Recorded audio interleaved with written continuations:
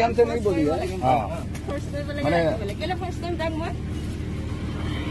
क्या तो आसाम का लड़के का क्या ये रिक्वेस्ट हमसे कुछ नहीं किया।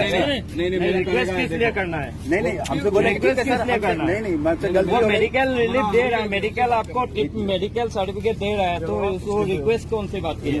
तो बस सर हमसे गलती होगा, छुट्टी नहीं मारेंगे। हमको भी तो आया कि भाई इतना स्टाफ छुट्टी का है मेडिकल दादागिरी करके मैं क्या करूँ?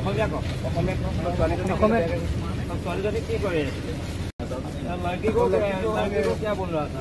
क्या लड़की को मैं कुछ दिन बोला, मैनेजमेंट से वो छुट्टी मारी है पिछले मंथ में 15 दिन। और मेरे को मैनेजमेंट पे आया कि भाई अगर छुट्टी मार दिया वो अलग बात है, लेकिन आप उसको वो चाहिए बुरा बात बोल रहे हैं। नहीं मैं अगर आप किसी से नहीं बोला हूँ, वो गलत बोल रही है। अगर बोलिए तो अगर ऐसा बोल रही है तो गलत बोल रही है। आप किस